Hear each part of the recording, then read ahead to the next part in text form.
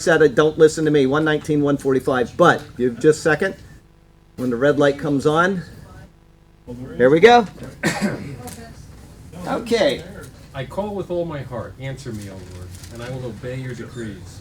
Oh, to start off, it's Quaf, which is Kuf, which is sun on the horizon, condense, circle, time. And I'll start again. It says, I call with all my heart, answer me, O Lord, and I will obey your decrees. I call out to you, save me, and I will keep your statutes. I rise before dawn and cry for help. I have put my hope in your word. My eyes stay open through the watches of the night, that I may meditate on your promise. Promise says, hear my voice in accordance with your love. Preserve my life, O Lord, according to your laws. Those who devise wicked schemes are near, but they are far from your law. Yet you are near, O Lord, and all your commands are true. Long ago I learned from your statutes that you established them to last forever. Well, I rise before the dawning of the morning and I cry for help. I hope in your word. I don't know if that resembles any of you at times, but you know, when you're really in distress and you wake up early and something is weighing on your mind, nowhere else to call out to but the Lord. So, wonderful words from Psalm 119. And we'll go ahead and open in prayer. Heavenly Father, we thank you for the chance to meet here and to worship you in spirit and in truth and to pursue your wonderful, superior word. We thank you for it. We thank you for the riches and the treasures which are in it. And Lord, you do know the people that are going through illnesses right now. I had one brought to me by Burke earlier, and we'd like to lift that up for the need of the family. And also, I had a prayer request from a lady at 7-Eleven for some healing for her friend, and we'd like to raise her up right now. And of course, we have people online. One of my good friends that has a bad back, and she suffers with that, just like Dale does. And I would pray for both of them. And Lord, any others. We could go down a long, long list of people that are in affliction and that are hurting and that have cancer and other things. And we would ask that you would just search them out and be with them through their troubles. And if it's your will to divinely heal them, wouldn't that be wonderful as well? Lord, we thank you again for this wonderful word, and we just commit this next hour and a half to you, and we exalt you and we praise you in Jesus' name. Amen. Amen. Okay, we are in the book of Romans still. We're getting close to being done with it, but we got a couple more verses to go. We're in Romans 1, verse 31 right now. Hi, how are you? You know what? I've decided that whenever we have pizza, Nicole isn't going to be here. It seems like every time we had pizza last week, she wasn't here. And it's not planned because I buy the pizza long before the class starts. And I should just tell myself, just order less because I know she won't be here. I don't know how it's like you plan in your mind. Tonight's a pizza night. She eats so much. I know. I know. I was just going to say. I know, that's it. And Tom Allen, you showed up too. Good to see you there, Tom. And it's a Quest study Bible. Quest study. Because it's worded so different. Oh, yeah, definitely. Well, you know what? Especially the 119th Psalm, there are a million different ways of translating it. And the reason why is because you've got about 5 different words in there: statutes, judgments, testimonies, ordinances, and they're all very close in meaning. And without plagiarizing somebody else, they just would say, we're going to use this word and call it ordinances, and then the next one might call it statutes. And so after a while, kind of just, but the meaning is very close in all of them, and I'm not one to fight over that, but that's why you have such a difference. When he starts and I'm not quite there, it's Yeah. hard for me to catch up because the wording in mine Where is So different. That's right. Why I was And asking. also, you know, sometimes we can say, I'm going to the store, or you could say, the store, I'm heading there now, right? So you'll get the sentence in a different order, but it says the same thing. So anyway, okay, let's go ahead in Romans 1:31. 31. They are senseless, faithless, heartless, ruthless. Okay. Mine is completely different. Undiscerning, untrustworthy, unloving, unforgiving, unmerciful. So once again, they have the same meaning basically, but it's just it's what we would call translator's preference. And this is the continued list of, you know, what began way back in 28 and really began its march in verse 29.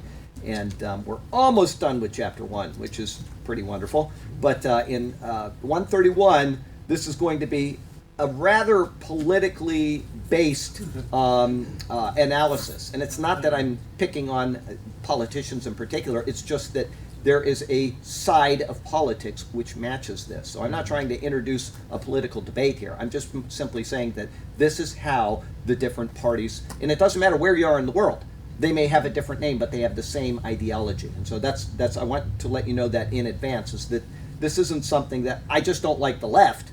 This is something that reflects the nature of the left. So keep that in mind as I'm reading. Here we see 5 more areas. These 5 areas from already we've had probably 12 of them, but we have 5 more areas where depraved man falls short of God's glory and displays it in enmity against him and his principles. Once again, just think of who that represents in this nation. Now, there are lots of people on the right that are at enmity with the Lord as well. I'm talking about a general philosophy or ideological system. Hello, I love that post today. Pretty wonderful. How are you feeling? Good, good. All right. Well, you're looking wonderful. And we just got started. We're Romans 1:31, and I haven't even got done with the first sentence. Anyway, yes, I did. We're in our second sentence. Okay, so anyway, the first concerns the undiscerning. Say it again, that you have for the first one, Jim. Senseless. Senseless. Okay, which I actually like more. When you talk about somebody who's a dummy, you'd say he's senseless. Undiscerning is kind of, I use the New King James Version, and it's more kind of formal British English, and so they use words that are much more proper, probably. But anyway, Yes, without understanding. yeah, without understanding is good. But I think I have not understanding. No, that's not another one. Okay, anyway, so but that's a good one. Senseless. I like senseless. Anyway, the first is the senseless or undiscerning. The Greek word is asinatos. Okay, when you have an a at the beginning of a word, I've taught you this before. What is against. that? It's That's right. It's opposite. against or negative. That's right. So asinatos. The a is a negative, and it is followed by sinatos, meaning to know. All right, so they're unknowing or senseless. All right, and thus it is speaking of people without discernment. They're not discerning what's going on around them. There is a morally right and there is a morally wrong way, but there are those who can't tell the difference between the two. Okay, now when you can't discern the difference between the two, it doesn't mean that you aren't able to. It means that you've come to a state, and Paul is going through this list showing the state of people, how they become, where they no longer can discern what's morally right and morally wrong. Once again, think, without me even interjecting it, think of who in politics is like this. They can't discern right from wrong, or they willfully shut it down, okay? Either way. Okay, so there is a morally right and there is a morally wrong way, but there are those who can't tell the difference between the two. They are foolish in their decisions and confused in their thought processes, okay? All of this stems from an inability or a refusal to think clearly about the nature of God. If you take God out of the picture, this is the inevitable result, in other words. And we know who does that in this nation. They've been doing it for the past 40, 50, 60 years. They've been drumming it, taking God out of everything, and it's becoming almost an obsession now, where anytime the name of God is mentioned in a public forum, they try to shut it down. They're becoming more and more senseless, almost by the day, by the moment. And that's who this is speaking of. VA hospital took the Bible out of their clinic. Yes. Not all of them, but in Virginia they did. Right. The Bibles are coming out. I've got another one that maybe I'll include in this week's update. And it's becoming, like I said, an obsession. Anytime they hear that there's a 10 Commandments on some part of a building in a school nowadays, somebody goes and fights against it. It doesn't matter that that's been there for the past 150 years since the establishment of the church. All of a sudden it becomes, you can't do this. It's taking away the thought of God in any context in order to promote their agenda. And this is the state of people when they get to this point. They degrade mentally to the point where it becomes almost a rabid obsession. So, a perfect example of such mentally minuscule thinking concerns the issue of abortion. I didn't even have to read it. Abortion. This is somebody that is so far depraved that they can no longer make a right decision about an issue. And one thing about the abortion issue, or we could just throw in slavery, or we could throw in anything else that people are either offended by morally or they think, oh, it's okay, is just because something is legal does not mean that it is right. And that's the problem, is that the left has got in this nation abortion as a legal precept, and so they say because it's legal it is morally right. And all you need to do is ask any one of them, any one of them that says, oh, it's right because the government says it's all right, is to ask them, is slavery acceptable? Then they'll look horrified. They'll look aghast. That's right. And they'll say, well, of course not. Well, why not? Well, is it because it's not legal? And they'll say, no, it's just morally wrong. They say, do you know that it was once legal in the country and it wasn't considered morally wrong? Well, that's wrong. They don't think clearly anymore. They've come to the point where the government is the giver of morals. And that is a real problem. You've pushed God out of the picture. You've come to the state that somebody? Oh, okay. I thought somebody said something. You've come to this. Oh, yeah, lack of morals. It's just, and it's not that they started out that way. They weren't born that way. They had it pumped into them. And over the years, they've become further and further away from God to where their conscience is seared. Go right back up to Romans 1:18 through. Hello, can we help you? Yes. I was gonna say, a lot of laws that have been on the books for years and years and years, like sodomy laws and Sure. things like that, they're just slowly, They're eating away those. Eating The away. laws that probably should be on the books are Right. being taken away, and the ones that certainly should not be on the books are being added in daily. They're taking away rights of people that have a moral base, and this is all intended. And once again, this isn't just a left type of thing. This is goes back to the communists and what they. I had this conversation with somebody recently. I don't think he saw that prophecy update, and he sent me an email on this issue. But when I went into the military in 1984, they were showing videos, probably from the 60s time frame, but they were still showing them, saying that we have to be on guard against the communist agenda. And these are the things that they will mandate. These are the things that they will say need to happen in your society. And every single one of them that I watched in those old videos, and a lot of guys were like, oh, this is so dumb, these old videos. Doesn't matter how old they are, they're truthful. They were telling what the communist agenda is to degrade the society. Communism is what type of philosophy? Atheistic philosophy. It's a godless agenda. And that is what is doesn't matter. All these people saying all this information came to the right from the Russians. That's a complete red herring, because it came not from the Russians, it came from somebody within our government trying to right what is wrong with all of these WikiLeaks things that have come out. They are trying to get us back to where we should be. But the left has control of the media, and they are doing this not because of a political issue, but because of a moral, godless agenda. Okay? Protect it. And to protect that agenda. And that's why this is happening. People think that, well, this is just politics. It is not. This is an attack against Serious. God. It's in a moral society. And America was the moral society of the world for many, many years. We can't hold that banner anymore because we've allowed it to slip away. And the problem is, this is another problem with this particular issue, is that it starts in the church. And that is another thing that they promoted, or they talked about way back. The communists are going to come in here. In order to get rid of God in the society, they have to infect the church. And one of the things that they did was to go through the seminaries in the 60s. And when they did this, you had all these people that didn't want to fight in Vietnam. All right, here we are shooting ourselves in the foot over this agenda in Southeast Asia, and people said, I don't want to go, and I'm going to either go to Canada, or I'm going to boycott, or I'm going to join the seminary, because you are exempt from war. And these were godless people that entered into seminary, and the seminaries were filled with these people, filled with them. And now they have been in the churches for the past 20 and 30 years. And if you watch the decline of churches in America, it follows along with that time period in our country, is because these people came in with their godless agenda. I don't want to support the moral base of America. I'm not going to fight for my nation. And so they've come up with this false gospel of social justice and all of these things, that they felt we were wrong in Vietnam. They felt we're wrong in all of the things that we do because we're trying to bring democracy and peace to the world. And so this is an agenda which actually is a communist agenda based on people that want God out of the nation. That's what's so important to understand, is that this is something that Paul understood even back then. At the time, though, they had a different type of system of government in place. Paul worked within that system, but he wrote what he wrote, and it stands for all times. It stands as a testimony to what happens in man when he gets away from God, and when man tries to get all men away from God, which is happening. So we'll go on.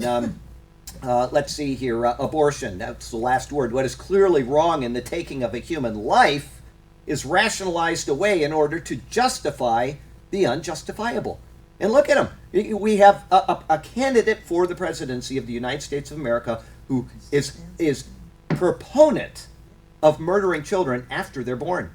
She's following along in the footsteps of her predecessor, the man who's in the White House right now, who voted while in the Senate in Chicago to have after birth abortions of children that aren't wanted. And she is a proponent of that as well. And imagine the depravity of somebody that could do it even to an unborn of any age, and she's saying that we should have it right up to the moment of conception. There are no rights. That is not a human being until it comes out of the birth canal. Imagine what people are thinking. But here we are, and we've allowed this to come into this nation. And unfortunately, most of the people don't follow what is going on. They have their own, I'm getting, benefits from the government, and I want that to continue. So they've got all of these people shoved over here into this box that don't care and that it's not that they're not smart enough to know, that they're not educated enough to know. And they're over here, and they are going to vote for the person that is going to continue their benefits. They don't believe in the verse in the Bible that says if you don't work, you don't eat. It's if he doesn't work, I don't eat. And so I get his money. And that's what's going on that side. They're out of the picture. They have no idea what is really being perpetrated on them. They are being brought into a society where they will be in a planet which is a prison. That's where we're heading. But abortion is just one of those steps, okay? Devalue human life. What's the next step? And we're seeing it in Sweden and Belgium right now. What is it? Euthanasia. Devalue human life. And then they try to justify it by saying that a person should be euthanized in order to harvest their organs, because this is what we would morally do. If we saw a child standing in the road and there was a car coming at it, you would want to move that child out because it's worth more than you, right? The mother would do that for the child. And they are making now a legal precedent by saying that it's okay for us to do this because that person has more value than this person, okay? But what do you do when you euthanize somebody? You put a chemical into their body which will ruin their organs. So they have to stop them first, their heart, take out the organs that are useful, and then actually euthanize them so they're alive during this process. This is the devaluing of human life. This was seen in Nazi Germany. It was seen in Russia. It's seen in every place where human life no longer matters, is that we can do these things. We are the state, and we have ultimate authority. And the people blindly follow along. That's where we're at. Hey, Kyle, how are you? Good. Where were we? Faithless. Yes, faithless, clearly wrong in the taking of human life. So at the same time, the protection of animals or capital criminals is elevated to the highest importance. I talked about this last week. Here it is right here. When an animal is raised to the level of a human, and we see it all the time, dolphins think like people and they're mammals, they're just stuck in the water. We need to protect them as human beings. When we do that, we now upturn what God has ordained within the structure of life on earth. Humans are no longer in the preeminent position when it is we alone who were made in the image of God. All other animals on this planet are brute beasts. They may have very unique abilities. Elephants can communicate hundreds of miles away from each other by making a subsonic noise within their stomach. And so they can make the subsonic noise resonate, and they can talk to elephants hundreds of miles away. That does not make them human beings. Animals talk to each other in their own tongues and in their own ways, but that doesn't make them a human being. But this is what we do. We say human life has no value, animal life must be protected. They're doing it through climate change. They're saying that we got to stop eating animals because it's causing the earth to heat up because meat takes more energy than it does to grow food. And all of these stupid arguments are coming into play. These are people that are not discerning. They're people that are not thinking, and they're, as your translation says, senseless. They have no sense. Now, this doesn't mean that all people in that realm don't have sense. Some of them are actually perpetrating this. They know what they're doing, and they just hate God enough where they take everybody else and they have them follow along blindly. And as we've heard a million times, people are sheeple. They will follow the leader without questioning, and they become senseless. Oh, it's okay to kill a baby. It's not okay to kill Turtle egg. not eat a turtle egg. Okay, how can you say that a turtle egg is a turtle, but the child in a womb isn't a human? How can you do that? And yet that's what they do. And they're so senseless that they can't make a moral connection between the two. They can't do it. But Go out to Turtle Beach. There's plenty of turtle eggs out there right now. They're all up and down Turtle Beach. And go out and dig yourself up one of those things, and you will go to jail, and you will be fined, okay? And you'll make every newspaper in America. Yes. Every newspaper in America will have your picture saying that you are just utter scum. And yet, if you were to say it's morally wrong for you to kill that baby to a person, they'll question you and they'll say, "How dare you?" And this is my body, and I have reproductive rights. That's a what do you call it? Oxymoron. Yeah, oxymoron. Yeah, reproductive rights when you're killing humans. Anyway, there you go. You've got the human life is brought down, animal life is brought up, and this confused thinking permeates the social left in the world. And like I said, it doesn't matter if you call them Democrats, it doesn't matter if you call them the Nazi Party, it doesn't matter what you call them in an individual context. This is the group of people that does this on a planetary scale. They have an agenda to push God and the knowledge of God out and to bring in a humanistic thinking where humans are the epitome of everything and yet of no value. So nothing matters except to the leaders of the humans who make them into their own farm. Okay? Anyway, this is where we're heading. This is They love words too. Yeah. They choose words that are Benign. always to make them look good regardless of what they're, That's right. progressive. That's And right. they say And the anybody things else that is putting they them talk down. against in their side are actually the things that they are doing. Right. How many? Do you remember during the last elections? It was all big insurance. We've got to get rid of big insurance. I'm talking about 2008. And who is it that is in the pocket of big insurance? Exactly, it's them. And how do we know that? Because they're making billions and billions and billions of dollars off of a failed system which was introduced several years ago. Carol, Yes. I've got this right here for you. You forgot it last week.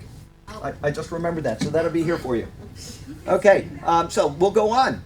After this, Paul mentions, what's your second word? Faithless. Faithless. I have the untrustworthy. Okay, the Greek word is asynthetos. All right, it's a little different than the last one. As you can see, though, it's an alliteration of the first word. They're very close. You've got asynthetos and you've got asynthetos. Very close. Like the first word, a is a negative.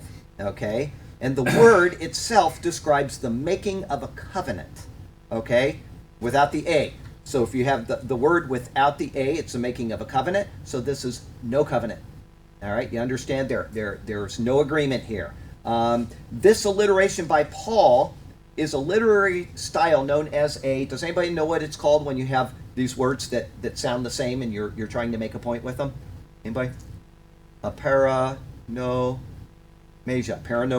Very good. You guys got that right off the bat. Anyway, paranomasia. Yes. And this is the use of a word in different senses or the use of similar words in sound to achieve a specific effect, such as humor or a dual meaning. So he's speaking one way about one thing, and now he's going to speak another about another with a different word. In this use by Paul, he shows that there's not only a lack of discernment, okay, think of the people that we go down and see on Saturdays, and it's not that they're stupid, I'm not trying to say that. They have no discernment. They have been raised in an environment where discernment is not taught, Or okay? necessary. It's what? Or necessary. Or necessary. And so because it's not necessary, they don't even have to question it. They just, it's what they are told, that is what they're going to believe. Okay? But there is also a lack of trustworthiness. Okay? Because they can't think clearly on moral issues, they also don't act clearly concerning moral responsibilities. If you can see the connection between the two. And that's why Paul put these words side by side. Let me read that again. They can't think clearly on moral issues because they've never been given critical thinking. You will not see critical thinking taught as a prerequisite anymore in America, except in maybe Bible colleges. You're not going to see it. It may be an elective, and if it is, it's usually taught by a very liberal person who gears it in a way so that they never truly learn to think in a critical manner. And I said this quite a while ago. I gave the name of the book, Critical Thinking, and there's a lot of books called Critical Thinking. And I had a lot of emails that week. Can you please tell me the name of it and the people, because there are a million of them and I want to get the right one. So people were out there thinking, I want to learn to think critically, because it's not something that comes naturally normal. You think, oh, I can think critically, believe me. And when you start taking that course and you say, I've never thought that way. I've never thought that way, and yet it's as evident as it can be, right on the surface. But we don't think clearly because we're not taught to think clearly. And this is anybody. This can be somebody that's been alive for 50 years like Burke, or 25 years like me. Yeah. It doesn't matter. Once you... I'm thinking critically about that. Yeah, right you're now. thinking critically about that right now, aren't you? So anyway, critical thinking is a very important thing that is not taught, and that is on purpose, is so that people can't make right moral decisions. Okay, so here we go. Because they can't think clearly on moral issues, they also don't act clearly concerning moral responsibilities. Okay, I'm going to give you an example. Once again, this is because I am there every Saturday, and I see this. It's not that I'm picking on these people. We go down there to help them, to try to pray with them, to get them to think differently. And we got a lot of young children that we've seen grow from here up to here. I had the pleasure of leading one about this big to Christ last weekend. Okay? I remember when that child was in the womb, and now he's asking mommy questions about what does it mean. And so we sat down, mom and I and the child, and we did this. So I'm not trying to slam these people. I'm saying that they are in an environment which does not teach these things. They do not think clearly on moral responsibilities. And that's why there's no married person down there. There might be 5 in the entire place that we go. Very few. And most of them have children from 4 different fathers, because this is what they were raised in. This is acceptable. It's unacceptable. But they're not taught to think clearly on moral issues, and therefore their moral responsibilities are lacking. The children are not taken care of in the way they should. It goes on from one thing to another. The breakdown of the nuclear family is one of the key things that was part of that communist agenda. If we can get people out of the church or into a church that doesn't preach the truth, and if we can break down the family, which is, it started in that community and it is spread all around America now, where marriage is no longer held in high esteem. As a matter of fact, when you get married, what people do now, instead of getting married young, and when you get married young, you are building your relationship on a foundation. You're saying, I am willing to commit to you even though I don't have any money. I'm willing to commit to you even though I don't have a house, I don't have a car. I've got a very low-paying job, but I'm committing my life to you. And you grow together, and the marriage is the foundation of what you are doing. Whereas nowadays it's taught that I need to get the job, I need to get the nice car, I need to have the house, I need to have all of these things, and then I will get married. Everything will be good for this bride that I am going to take into my home. And the problem with that is she becomes the pinnacle of the relationship rather than the foundation. And when that happens, where do you go? You have nowhere else to go to. And so very quickly, the pinnacle is no longer an object that you are going to pursue. You say, I need a new pinnacle. Then that's why nobody stays married anymore, is because the pinnacle was reached and now it's found to be dissatisfying. Why? Because there's no basis. There's no moral underpinnings, because we didn't work together to build a marriage, to have children, to buy our first bicycle so that we could get to work quicker, to buy our first old beater car so that we could drive together. And you see what I'm saying? There is a difference in the approach, and that's why we have a moral breakdown in this society. Is the agenda from the left has been to bring in these things and say, we're going to do this, we're going to do this, we're going to do this, and we're going to tear all of this apart. That's what's happened in our society. And it started, like I say, where we are every week. Those people have no idea what it was like. Many of us here do. And it hurts our hearts to see our own families end up in this situation, where our children don't get married when they should, and when all of these type of things happen. But we know that it's wrong. The next generation just doesn't have that same knowledge, because they think, the girl in school, she got pregnant and it wasn't so bad, and it just, one thing leads to another. First it was they got pregnant 6 months before high school and they were embarrassed to graduate. Now they get married, have a baby 6 months into 9th grade, and they're proud of it. And everybody's saying, "Ooh, I want to see your cute little baby." So the whole thing is up. Nurseries in the high school. The what? Nurseries. They're Yeah, nurseries, nurseries. Yeah, they have a term for it on Swift Road. SAISIS? Yeah, SAISIS Center. Yeah, terrible. We'll take care of them. Yeah, we'll take care of it. So have all the babies you want, because that means that you will not have a husband in the house with you, and we are meeting our agenda. They're doing it under the guise that this is compassionate, that we are taking care of somebody that just had a bad stroke in life when they're the ones that got them into that position to start with. The left in this nation has brought this on us because of a communist, anti-God agenda. Yes. But it's much worse because actually Planned Parenthood has freely introduced materials. That's right. From the time they're, 4 or 5 years old now. I mean, they're brainwashing them in school In and school. everywhere else. That's correct. And of course, children learn by absorbing, not by critical thinking. That's right. That's why And they if you can don't learn have so critical fast. thinking to That's counter they- that, right. then So it's they- completely thrown they're- out. They're devastated, and when they violate their consciences, however they do it, they know something's wrong. God created us. God sears their conscience, Right. and pretty soon it no longer matters. Commit suicide or whatever. That's So right. just- Suicide is one of the, and that's just a another part of a part of death the culture equation. that That comes one just couldn't handle the responsibilities, and so they just overlook it. So anyway, again, we can turn to the social left to see this. Not only is their thinking completely opposed to what is godly, their decisions can't be trusted. Just think of any promise that was made in 2008 or in 2012. None of them, not one thing that he said can be trusted in our government today. Not one of them. Not one. Imagine that. And yet people are willing to continue down this same perverse path because they're not thinking critically. They're thinking, I'm going to get another $250 for my first child and a $200 for the second and $199 for the third, and that's all I care about. And I'll go have 2 more and I'll get this much, and they don't spend it on the children. Believe me, those children do not get the money unless somebody gives it to them. Very little of it will go to them. They'll walk around in dirty clothes all the time. They're not taken care of. This is what they want in this society, is a bunch of minions that will live under them and they will be subservient to them. That is exactly it. Yes. That is 45 years ago. Oh, yeah. That I had a guy who came in, he thought I was in the county courthouse. That worked in the hospital. I want to sign up for welfare, I want to get married. Oh, boy. That's 45 years ago. 45 years ago. And how much worse is it now?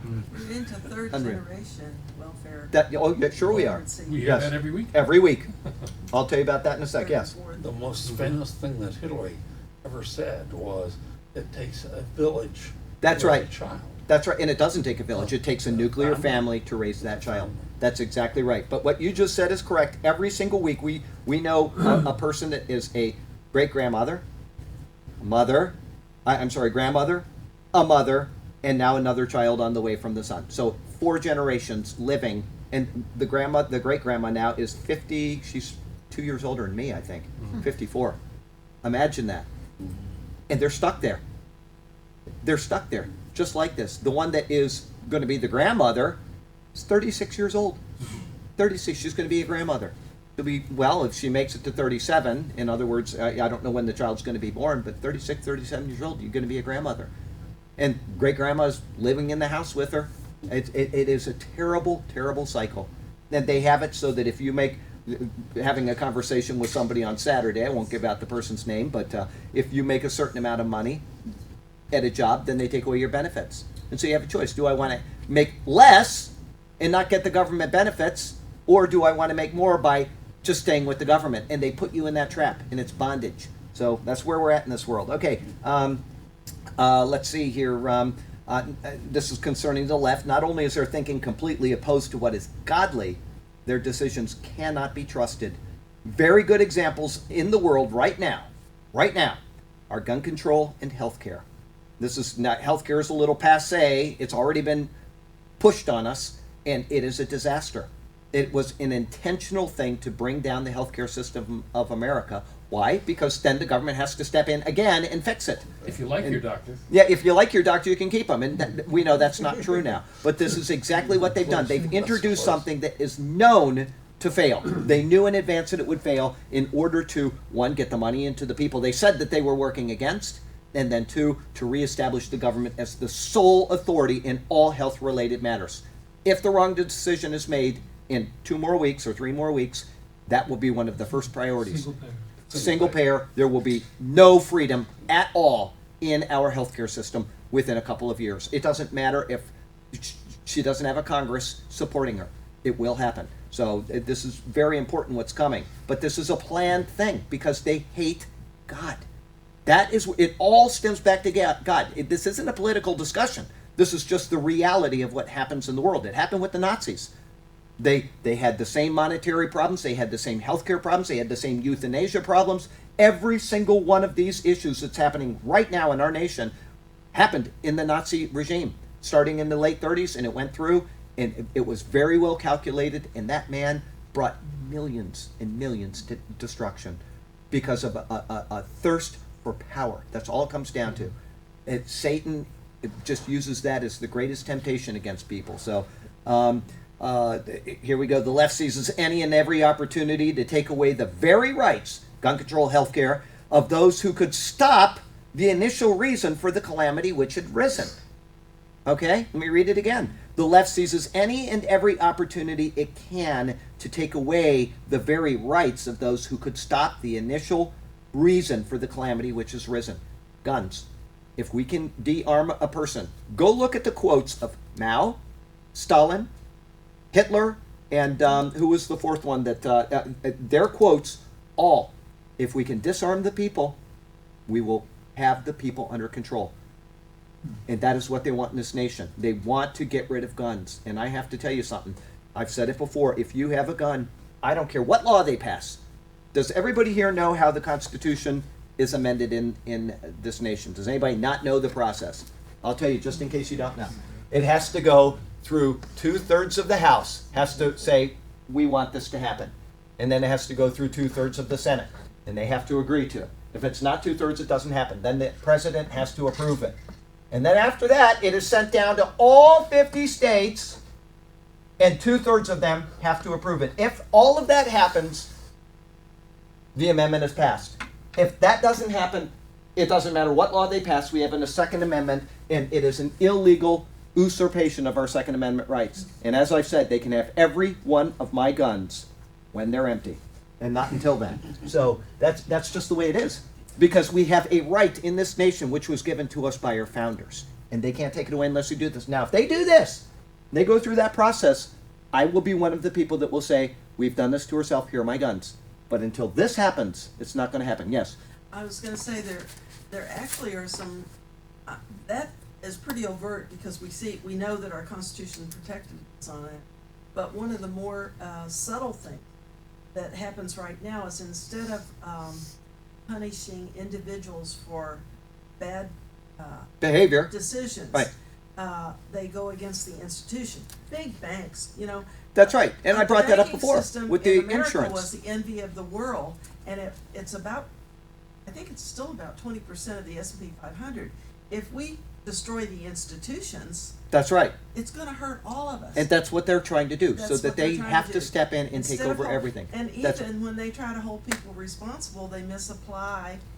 That's right. What And I brought that up with the insurance. It's the same It's- issue. It's just another way of any major institution. But Charlie, you yes. weren't here last night. Hillary said she supports us. Oh, I believe that. I If you believe. like your doctor, you can keep your doctor. Yeah, that's right. I believe that 100%. Well, she Okay. amended that in her last debate. Let me too. go on here. And in the process of doing so, okay, they take away the initial reason for the calamity which has arisen, and in the process of doing so, they violate the initial promises that they made concerning the issue in the first place. That goes back to every one of the political issues that we brought up before, because they are not political issues. They are moral issues. And they understand that. That's why they say everybody has a right to health care, because they understand that it's a moral issue, even though that's not a moral issue that is a right. It's a moral issue that we should have health care. If we want to earn it, if we want to work for it, that is our right. If you don't want it, then nobody should have to pay for it for you. But you see what they've done. They give you a promise, and then they break the promise, because they now have control of the source of what they were arguing against in the first place. Okay, this is the process that is going on. All right, there is absolutely no trust in the words or promises of politicians on the left. Now, I will qualify that, because we have a lot on the right that don't keep their promises as well. All right, I'm not trying to say that, but what always happens when somebody on the right doesn't keep their promises, and I'm talking about within their group, they kick them out. Right. If they do anything morally reprehensible, they kick them out. They understand that you are to abide by your word. So there is a difference in the ideology, even if not every person Okay, I want you to understand what I'm trying to say is that it is the ideology which comes from the left. And like I said, this isn't a political issue. This is a anti-God issue. That's what it all comes down to. All right? From the lowest congressman to the U.S. president, they have the same united agenda. The right doesn't. The right has its individual agendas, and quite often they will come together as one, but it's not that frequent compared to the left, which is always. You can have people that rabidly hate each other in different areas of the left. You have the green left, and you've got these people and these people, and they hate each other. They're all vying for the same pot of money, and they literally hate each other. But when it comes time to vote, they coalesce because they understand that the power is in unity. Okay, Much more goal oriented. much more goal oriented, long-term goal. Okay, it's the long-term goals that they're looking at because that is getting God out of the picture. All comes back to God, all of it, all of it. All right. The same is true with liberal-minded people in all countries and in all vocations. Doesn't matter if you're in a small work environment where they have a union, which is all the way to the left. You'll have the same mindset, but it builds. It's not instantaneous. It builds where people don't think, they're not rational, and very slowly it infects things. And that's what's happened, unfortunately, in this nation that never felt this way about any of these We issues. don't see the end run. They don't Where see they're the end. going. That's right. There is a goal, and it is being worked out by the left. What they speak of is of no value because their word is organic and changing. Does everybody remember what they when they were testifying in Congress several years ago, about 8 years ago, they said that the U.S. Constitution is an organic document. It's not. It's written, it's in ink, and it is firm, just like the Bible is. But they will say that this is an organic document. That means, when I say organic, that means that it's living, it's growing, it's changing, evolving. That's right. And when you take the Bible and you make it into an organic document, you have no Bible at all. When you take the U.S. Constitution and you make it into an organic document, you have no Constitution. And that's why they just ignore it. They don't just simply disobey it and say, oh, I'm sorry that I did wrong. They just ignore it. And that's what the judges are doing. Once again, who is going to appoint the next Supreme Court judges? Because there is a godly agenda and there is an ungodly agenda. And that's what we need to remember. Okay? This is something that is absolutely vital. And it doesn't really matter because in the end, this country is done. This country is done. What I'm talking about is the end times more than anything when I'm talking about these issues. Where will this nation and the people stand in relation to Israel? Because that will be the final moral issue of moral issues when we get into the tribulation period. It's pretty certain. It's not guaranteed, but it's pretty certain where England is going to end up now. Because England made a choice, which was real close, by the way. But they made a choice. And it looks probable that they will come to right reason when the rapture happens and they say, we're left behind. And it looks like they will be a sheep nation. But I'm not so sure about America at all. I'm not sure where we're going to go, and the next few days may tell us. In all honesty, it may tell us. So, let's see here. Next to be listed are the, what's your third word? Heartless. Heartless. I got unloving. The word here comes from the concept of a person who lacks natural affection. Okay? Once again, we could bring that down to what we see every Saturday. If a woman has children from 4 different men within a 3-year time frame or a 4-year time frame, you can guess that they lack natural affection. They lack it. They're looking for something and they're not finding it, and so they just go on to the next thing. There's no natural affection anymore. There's just a sense of physical challenge. Okay? Yes. Heroes. Don't the left though, they condemn us because we believe in personal responsibility, but the left they call like a bleeding heart is one who has compassion. That's right. and When it's not sympathy compassion for at our all. Man. Yeah, That's because right. They want to help in their own means apart from God, and so doing, they destroy no They sense. destroy everything because They call them bleeding hearts. that bleeding hearts. Because what was it that I'm going to misquote this, but back at the founding of the nation, one of the leaders, and you can look it up and correct me next week or send me an email, but he said that anybody that is a conservative when they're in their 20s has no heart. That was Churchill. Oh, was it Churchill? Churchill Okay, so said, yes. it doesn't go back that far. Anybody that is a conservative when they're young has no heart. Anybody that is a liberal when they're older has no brain. Right. And That was because that's Churchill. right, because the critical thinking is lost. And so Churchill, thank you. I didn't know that. Anyway, but 25 was the cutoff. 25 was the 25 is the cutoff, because there's a point where you're no longer ever going to think critically, ever. But when you're young, you want to say, oh, look at that poor puppy, or look at that, or look at that. So you have no heart if you're a conservative, and you think, well, that person needs to get up and put on their boots and go to work, because you're too young to reason it out. But once you've come to a certain point in life, you say, well, that person's never done anything. Why should I be paying for them? So that was a very profound statement he said. Churchill. He Thank made you. a lot of good statements. Yeah, he His did. quotes were just- It's very good.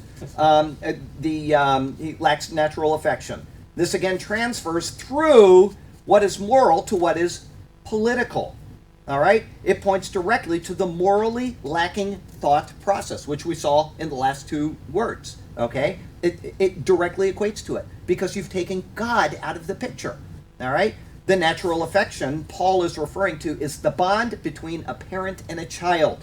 Okay, that's the word that he's using indicates this. Bond between a parent and a child. They've destroyed that. That is completely ruined. That is, and if you remember from the sermon, because I know you were all here on Sunday and you all listened to the sermon if you happen to miss church, is that the word, one of the words for the Lord back in when he made his proclamation of himself back in Exodus 34, he said, where was it? It was 1 through 9, I think, is what we talked about. So he said, he made the proclamation, the Lord God, merciful and gracious, long-suffering and abounding in goodness and truth. All right, I think it was the word long-suffering, racham, okay? Comes from the word rechem, which means a womb. Because a mother cares for the child in her womb, right? That's why that word is used, is because God is caring for his creatures just as a mother would care for the child in her womb. That natural affection is lost here. That's what Paul is saying. There's no longer even any care for what's in her womb. All right? And if that's the case, then how bad is the mental state of that person? If they don't love the fruit of their own womb, how bad is the state of that person? Think of it. Because that's as close of a connection as you can get anywhere in humanity. And yet they just destroy it without any second thought. So, what would be the strongest bond of all is missing when the knowledge of God is rejected. The Bible is replete with passages where children were sacrificed to Molech and causing them to pass through the fire, such as in 1 Kings 17, 16, and 17, which I'll read to you right now. While I'm reading that, does anybody know what Molech was? No. Molech was a giant bronze god. And think of a Buddha with its hands out. And what they do is they put a fire on the inside of it, and they light it, and that bronze would get very, very, very hot. And then they take the child and put it in the hands of their god. And that was their way of saying, we want to give this to you, which is something that the Lord certainly didn't approve of. But that's the kind of depravity. It doesn't matter if you take your child and put it on a burning piece of bronze, or if you tear it out of your womb, you're still killing that child. So anyway, 1 Kings 17, I'm in 2 Kings. It always helps to be in the right book of the Bible, people. Hang on a second here. 1 Kings 17, I said 16. Where are we? It says, the bin of flour was, that's not what I want at all. I don't know why.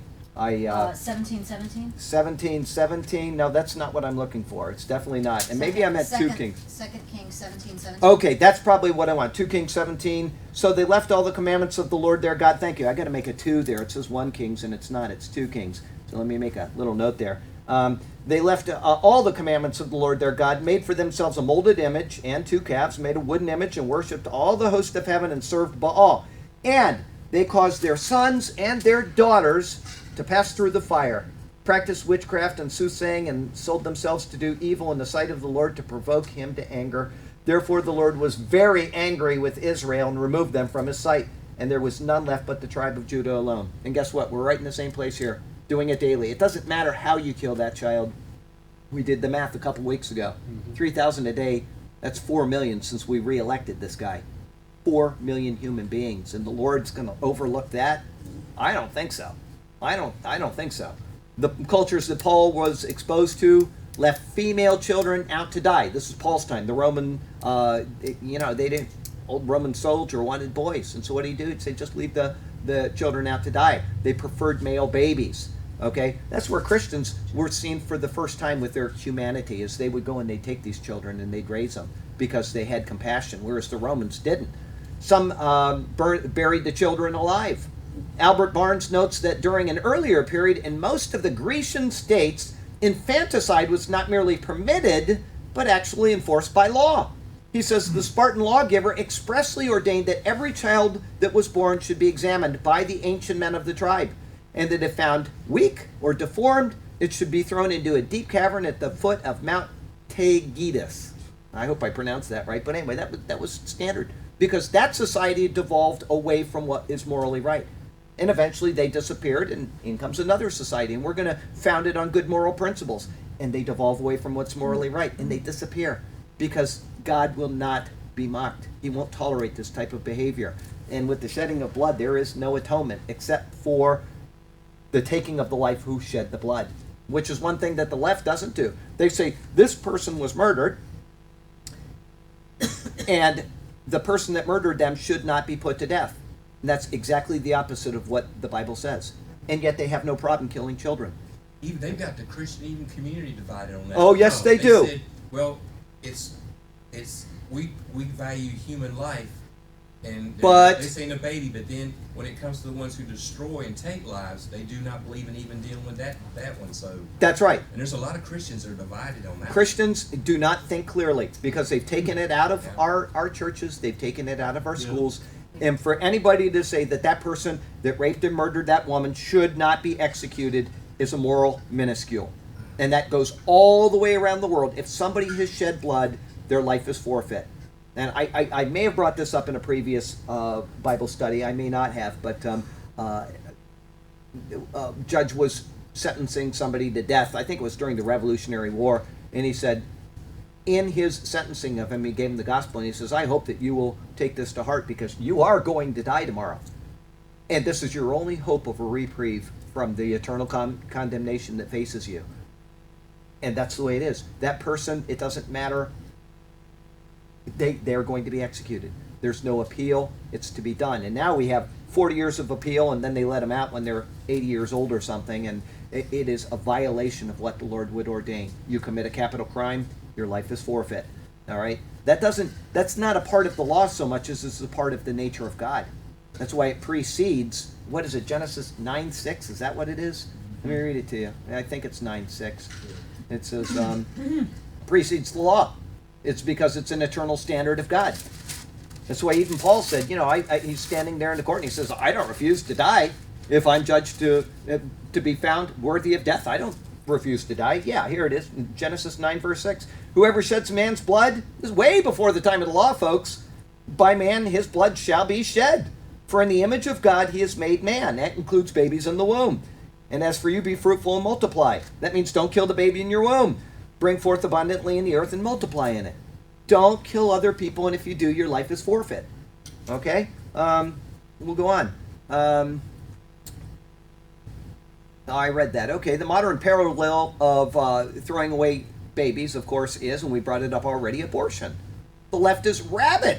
Rabid. Literally, they are rabid in their defense of abortion, and any attempt at restricting or eliminating this legalized murder is met with the strongest opposition possible. They'll attack you verbally, they'll attack your livelihood, they'll attack everything about you if you say that it is morally wrong to kill a child. Because they've come to that state of depravity. They've come to a point which is so far from God that the image of God in man means nothing. Nothing. And why then would they say we need to protect the person that is to be executed and not allow him to be executed? Why would they do that? If the image of God in man doesn't mean anything to them, why would they do that? Only if they have a guilty conscience themselves. And No, the they reason can- why is because that person already violated the image of God in another person. And because they want to protect that person from the penalty they know that person is due.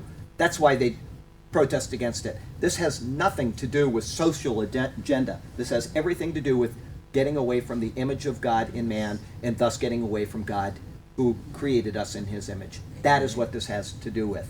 So, And Charlie, can I say one? Yes. Good plug is that the right is now almost all pro-life.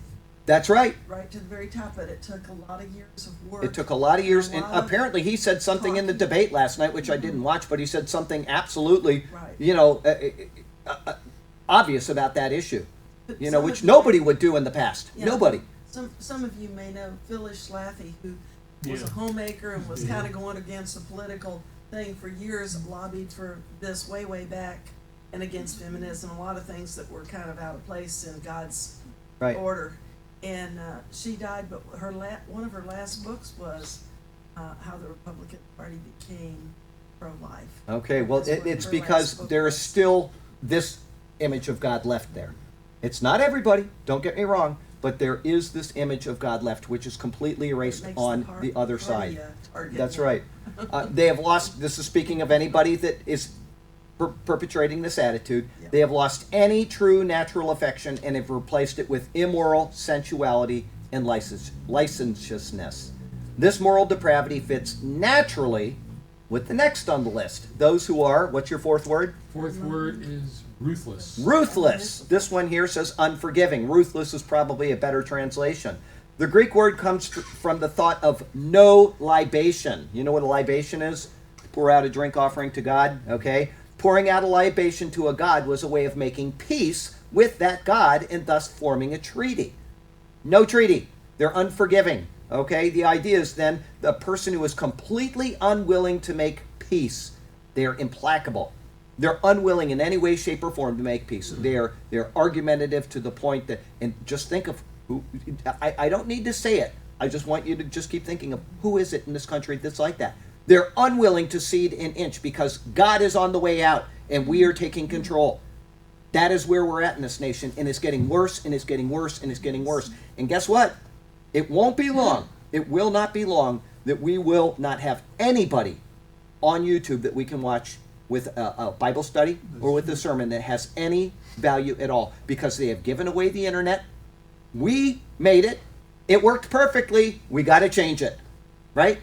We have to change it. And as soon as the ball drops, that will be the first thing that's gone. And when it's gone, they will take complete control of it, and there will be no morality left on YouTube. None. Every sermon, every prophecy update that is of any value at all will be taken down. And all the goofy stuff that people post about, you know, crazy things that make no difference, they'll say, well, yeah, let them post that because people are going to follow it, and they're going to see that that stupid prophecy was wrong or that prediction was wrong, and they're going to say, well, yeah, let them do it. Let them just keep shooting themselves in the foot. But anything with a moral grounding at all, any sermon, I don't care. Think of your favorite preacher besides me. Think of any one of Alistair Begg. Think of what's his name out in Texas, Chuck Swindoll. Yeah, all of these people that are speaking on moral issues, that are speaking on, you know, holding to the Bible, that are just, they're all going to be gone. They're going to be out because they will not be tolerated. All right, I have it for next week's prophecy update maybe, but Dennis Prager has been put down in a very low position on YouTube because he supports Israel. He is one of the most clear-thinking people that I've ever heard in my life. Everybody heard of Dennis Prager? Prager University. Very, very astute man. He's a critical thinker. He is always moral in what he says. He never says anything derogatory towards another person. He doesn't say things like I do, like that's a mental minuscule. You'd never hear words like that coming from his mouth. He is very upright, very precise, very thought-provoking, and yet they are silencing him for exactly that reason. We'll see if it gets overturned or not, or if he gets back up to a regular... the connecting the dots, it don't take too far to jump. Hate speech. Oh, that's right. Because we do not align with what the state teaches on homosexuality. On homosexuality, and that's what I'm saying. Marriage between a man That and will woman. be... And people don't realize as Christians, that is not a far jump for hate Oh, speech. we're already there. If you proclaim They this shut book you down. openly, you will be attacked. Now, you're not going to be imprisoned yet in America, but you will in England. They already have people that are being arrested for simply preaching what this book says. The what? Canada as well. And you And don't it's, even have to say it. It's you align yourself with that father. align yourself with that, Like and that's why I Justin say, John with the MacArthur. internet out of government hands and into a international position, and with people that are willing to stand on the Bible, all of it will be gone, and it will be gone very quickly. And this is what they want. This is exactly what we're talking about, and this is what Paul is writing about. No libation. There is no peace with these people. There's no formal treaty, all right? There's no agreement, and there's no reconciliation, and there is no felicity. Felicity means happiness between you, all right? Instead, there is only us and them, and we will never cede an inch in our battle of depravity and moral perversity. Why? Because they know that they can control the people when they have them in that state. And anybody that has a moral stand will be spoken against. That is the agenda here. This is a satanic agenda against God, 100%. And don't think that this nation isn't in one of those battles. It is in the deepest battle in its history right now.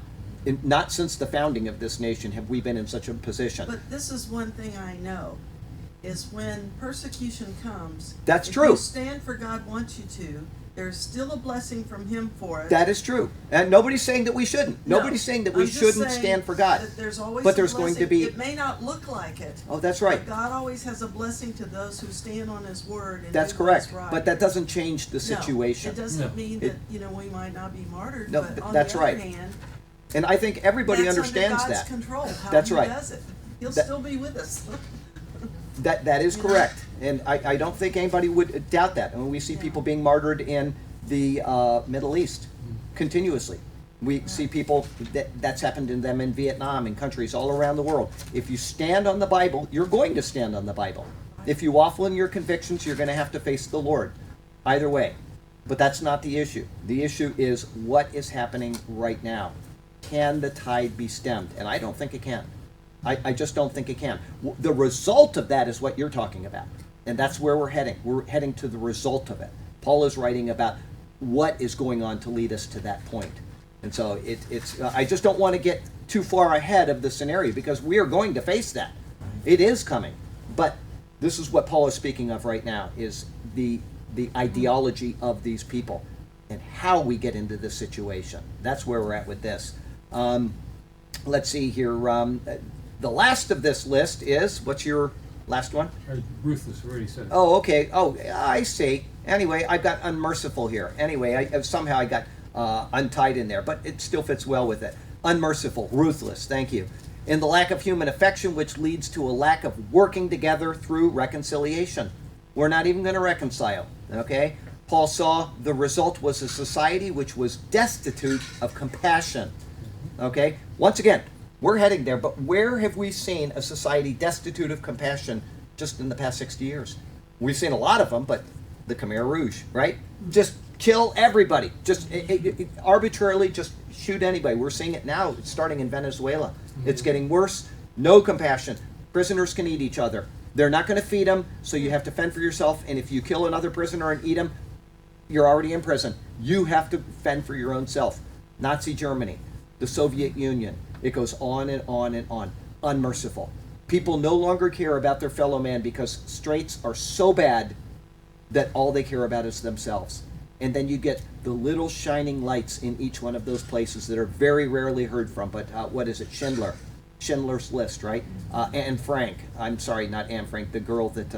Corrie ten Boom.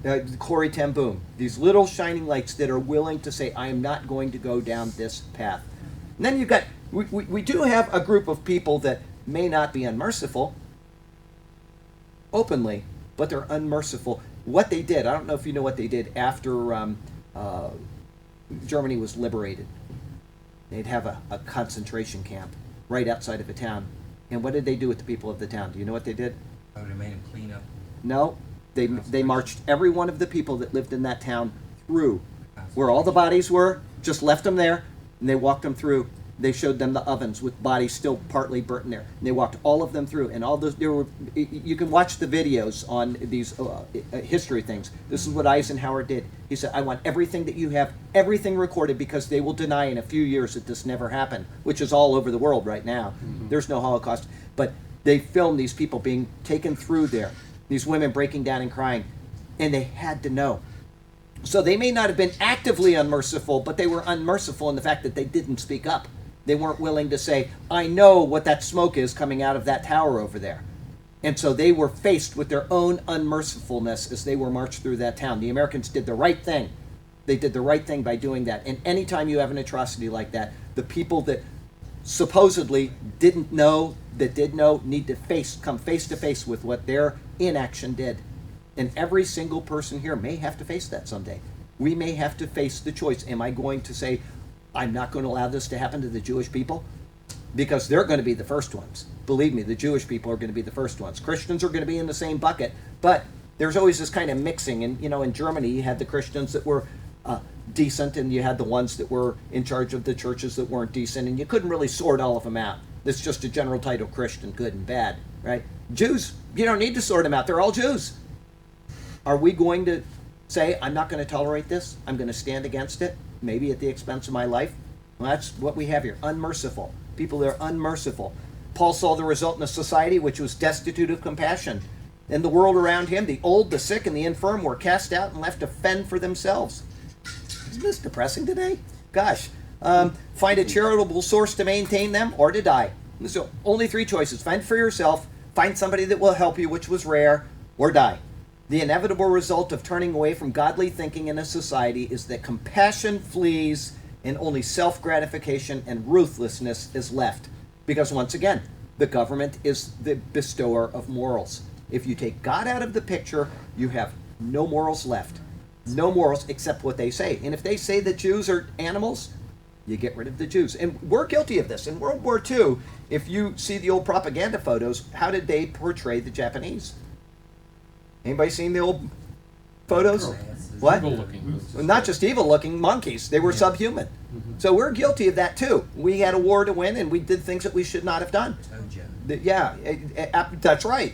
So we were guilty of that as well. This is what the human condition results to. But I tell you what, it brought a lot of people out to fight in the war and to say, well, it doesn't matter because they're subhuman anyway. But we did do that. It's something we can't hide.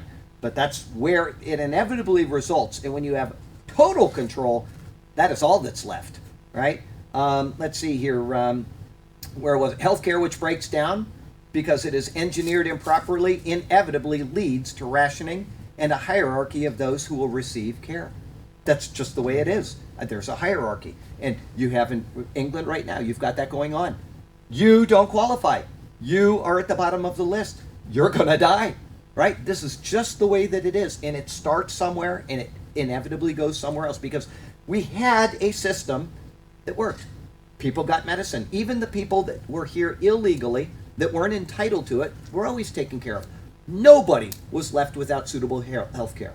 It may not have been the same. I talk about a false perception of this. I've got cousins that live up in the very corner of Massachusetts. And I mean, they are literally in the middle of nowhere. They live on a mountaintop. The nearest hospital is a very small little hospital, and they're complaining that their health care is not the same as the city. It can't be. It can't be the same as the city because you don't have the same infrastructure. You don't have the same resources. And so that is illogical thinking. They chose to live where they live. Some people choose to live closer to an area because their medical needs are higher. This is what happens in the world. Not everything is going to be fair. And her thought was, I am going to vote for this medical healthcare system because I want the same treatment that my sister has and she lives over in this area. It's not possible. You can't do it. If you want what she has, you have to move where she is. You're living in nowhere land. You don't have the resources, you don't have the people to sustain it. So now what we're going to have is we're going to have everybody with bad health care. Instead of good health care here, and if you need it, travel to it, nobody's going to have it except the elite. This is where we're at. You know who I'm talking about. Orvie's wife. So it's her thinking. What is she thinking? You think you're going to have a major hospital with 1,000 beds in it and all of the expensive stuff when you're living in Nowheresville? It's not going to happen. But this is what people are conditioned to think. And this person is a lawyer. Well, anyway. Come on. Yeah, never mind. Okay, so anyway, let's see here. Where were we? Healthcare breaks down because it's engineered improperly. A hierarchy. Okay, it is already taking place in Europe and Canada, and it's coming, no longer coming, it is here in the United States. The liberal left is forcing its morally depraved values upon an unsuspecting society. Once again, this isn't because it's a political agenda, it's because it's an ungodly agenda. It is the image of God in man which is being destroyed. From the very moment of conception all the way to the end of life and everywhere in between. We are going to introduce LGBT issues. We're going to say that men can become women and women can become men. Now we have women or men that are, they say in a couple of years, men will be able to have babies. Why have they done this? Is because it destroys the image of God in man. It takes away any sense of morality and any sense of rightness. And that is what's going on. It is an ungodly agenda. It just happens to be worked out in a particular political party. All right? What is heralded as right and compassion will be seen for what it is. It is immoral and uncaring. People don't see that now. As you said, bleeding heart liberals. Oh, they're doing the right thing. They're doing the moral thing when it is exactly the opposite which is happening. And people can't see it. When you say we're going to raise the minimum wage, what are you doing? You're making an immoral act because the person isn't worth that. The job isn't worth that. And somebody has to pay that. That's the person that initiated the company. And you have to elevate all the ones. You above have to that. elevate everybody. Don't you discriminate against them? That's right. And so when you do that, it becomes an immoral act because you're taking away freedom of choice. I want to work in a gas station. You know what Mom's told me? I still remember what she said to me when I was young. She says, they were saving money for our education, my brothers and I. And I says, well, I don't want to go to college. And she says, you know what? Education is important. She says, and exact example she gave me, I still remember. If you want to pump gas the rest of your life, I will never question that. But you need to have the option to not pump gas the rest of your life. And that is what, that's what an education does. But we don't have that in this nation anymore. We don't have that attitude in this nation, is that this person is not worth $27 an hour. He pumps gas. He's worth whatever the gas station pays and no more. Because if he was worth more, and he knew it, he could go somewhere else and get another job. Well, we kind of have to because nobody pumps gas. Nobody pumps gas anymore. Actually, you know what? I'm going to tell you something. You're not going to believe this.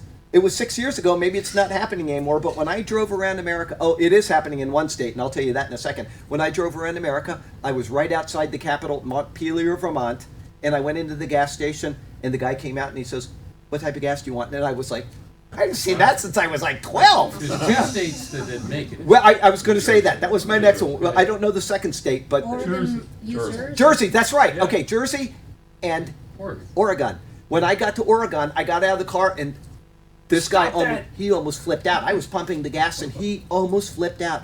He was like, "What are you doing?" I said, "What do you mean?"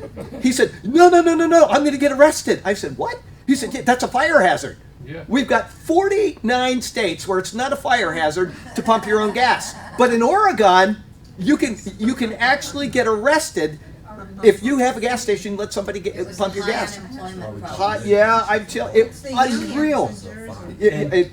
Danger. I mean, the danger of getting out and pumping your gas. Prevent anyone online from Oregon. Yeah. You don't say Oh yeah, that. or a gun, or a gun. Gun. Whatever. I said it wrong, but if you're watching from Oregon, That's an element. I was Hideko, do you remember that when we were in Oregon and the guy freaked out? He literally freaked out. Everywhere else they were just coming up and doing it, right? And so I just thought, well, this is what they do here. I never thought anything about it. But we got to this little gas station in the middle of nowhere and there was nobody around, and that's when and maybe he was in there, talking on the phone or something. He But doesn't want to lose his job. he freaked. He was looking around like this, and he was so scared. Whoa! So there you go. But this is what happens in the world when we take away rights and when we impose standards which are not Senseless. Senseless. Okay, so liberal left is. I said that the Bible always is vindicated because its author peers into the heart and soul of man and sees his utterly depraved state, moving logically from one twisted state to another. That's what's happening. And Paul was very precise in what, and we'll go back really quickly. Let me finish this and then I'll go back. Here's a little life application. Think clearly on moral issues. Not as society sees them, but as God sees them. Hold fast to his word and his guidance and flee from the wicked and depraved thinking of those who have lost any moral compass as they drift in a sea of ungodliness. Yep. Now, it's easy to say that, but most people aren't listening to the Bible study. They're not reading their Bible. It's got dust all over it, and everybody in America, even the guy from FFRF, who's always trying to get everybody to take the God out of schools and God out of everything. I guarantee that guy's got a Bible in his house. I guarantee it. And it just sits there and he probably mocks at it every day. You know, that'll be opened at his judgment someday. Hang on, let me finish up where I was because I want to go back through the logical sequence that Paul has given us. Where am I? 131, so we want to go back to 128. And even they did not like to retain God in their knowledge. God gave them over to a debased mind to do those things which are not fitting. And that's when he started this list. And it goes all the way through. And he's very precise, showing what will happen as a society degrades. He says being filled with all unrighteousness, sexual immorality. Keep thinking of who is imposing this on our society.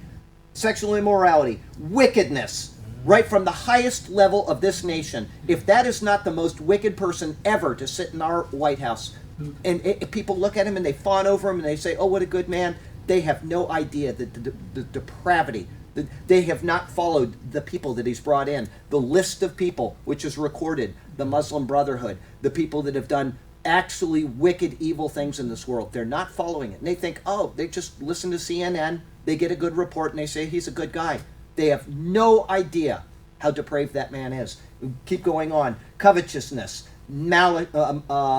maliciousness, full of envy, murder, strife, deceit, evil-mindedness. They are whisperers, backbiters, haters of God, violent, proud, boasters, inventors of evil things, disobedient to parents, undiscerning, untrustworthy, unloving, unforgivable, unmerciful.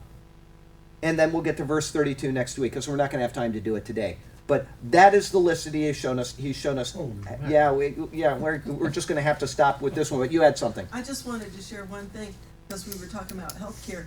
I remember when I was first working in the banking world when Ted Kennedy thought drug companies made too much money. But they spent all their money on research, and there was a long pipeline for drugs, and so they were very innovative. Well, when he started to squeeze their profits because he thought they were making too much money, they first they started copying each other with generics and stuff like that. But it got to the point where they wouldn't honor patents, and now they spend all their money marketing or selling. They don't do any of the old stuff anymore. No, that's right. So Ted Kennedy, pretty much, in his power, destroyed a good industry, the which is what the left always does. They take Right. every good industry and they destroy it. Absolutely did, and I watched it because I was following all that at Yeah, the time. that's where we're at with anything that is good, anything that is helpful, anything that is beneficial. It will always be torn down by them because it is an avenue of hope for people, and they don't want that. They do not want people to have hope because if you have hope in something other than the government, then the government can't be the source of your strength. And that is what they want. They want the government to take over. That's where we're at in this nation. That's where but that, once again, this is not a political issue so much as it is an ungodly issue. But how do you do that in a moral society?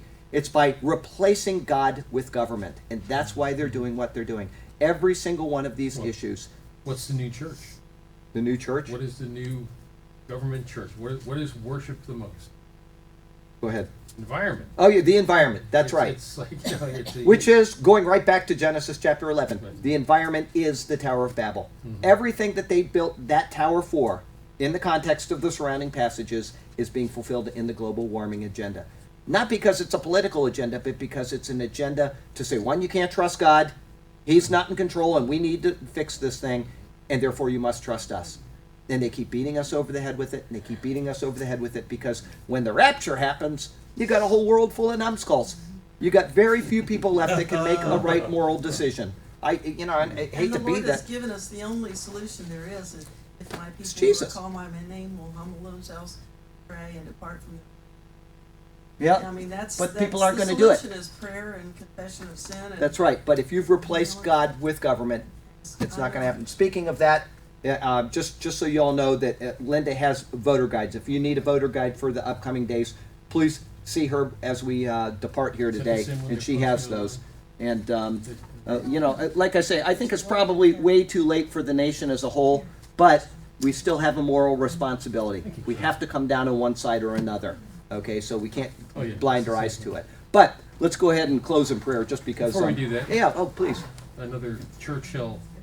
Oh, another Churchill. Go Yeah, ahead. yeah, okay. So Lady Nancy Astor was his biggest nemesis Okay. in the court. So during a function, she said, "Winston, if you were my husband, I'd poison your tea." To which he responded, "Nancy, I'd if you drink were it." my husband, if I were your husband, I'd drink it." I knew it. I knew that was coming. That was very good.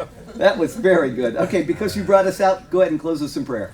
Lord Jesus, your word is perfect, and Lord, we just pray that more people start to turn and dig into it, even to get past the dust, because everything we need.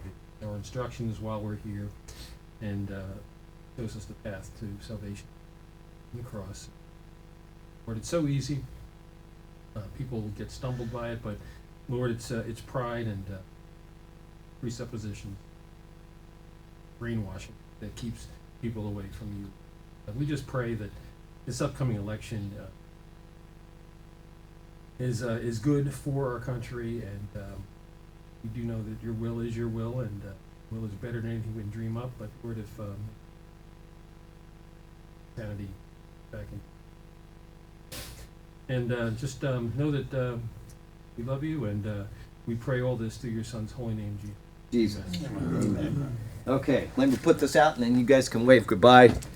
Let's see here. That one. Okay, it's going. It's going. All right. We love you. We hope you have a wonderful week. Take good care. Bye-bye. All right. See, Jim, I have this thing that analyzes